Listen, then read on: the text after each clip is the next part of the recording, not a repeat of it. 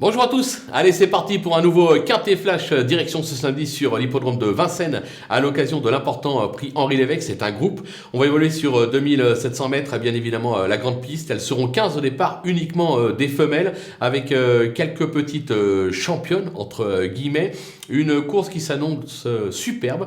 Maintenant attention, on va pas se le cacher, elle reste assez ouverte même si au papier on a quand même quelques juments qui se détachent du lot.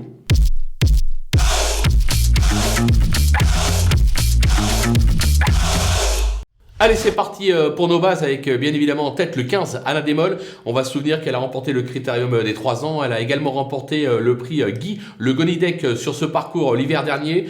Pieds nus, il va falloir compter avec elle. Attention au 5 Happy Valley qui a remporté 6 de ses 7 dernières tentatives. Elle est invaincue en 4 tentatives sur le parcours. Au top. Elle s'annonce également redoutable. Le numéro 7, Alicia Bella, une véritable rente pour les parieurs avec 8 victoires et 6 accessites en 19 tentatives depuis ses débuts. Elle affiche 100% sur le parcours, 2 victoires, 5 accessites.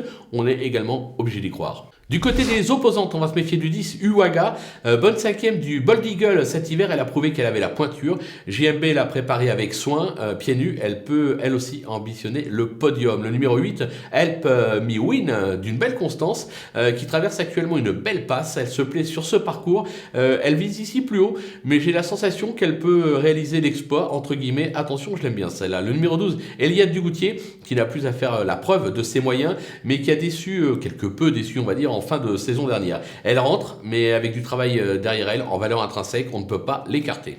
Le coup de poker, ce sera le numéro 9, Aziela d'Amour. Sans être une foudre de guerre, elle possède un brin de qualité. Elle a fait ses preuves sur cette piste avec le bon parcours. Si elle est bien ramenée avec un bandeau, elle est capable de faire un numéro, elle peut même aller devant. Attention à elle, moi je l'aime bien, surtout que quand c'est entraîné par LC Abrivard, moi je fonce les yeux fermés.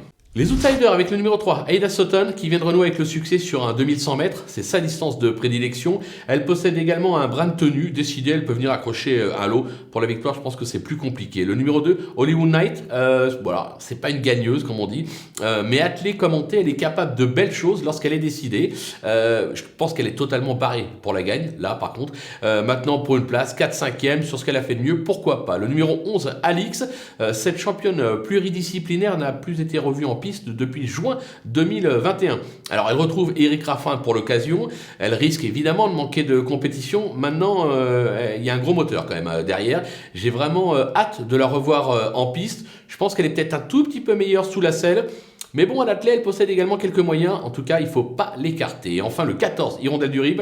Même si elle a déjà scoré à l'athlète, c'est surtout une championne sous la selle. Restant 3e du prix des Centaures. Maintenant, voilà, le lot est de qualité, mais j'ai la sensation qu'elle aussi peut se sublimer et venir causer une belle surprise à Bellecote, raison pour laquelle je m'interdis de l'interdire, comme on dit.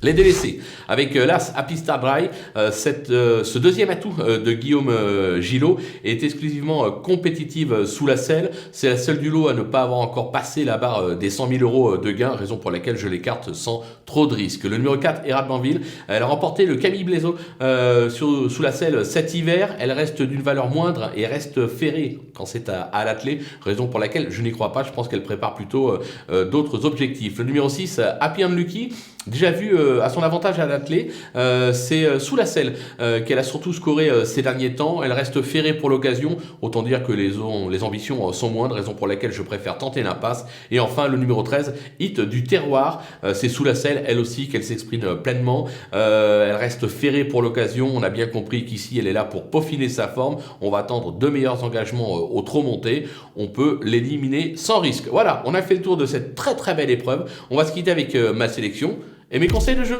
À vous de jouer.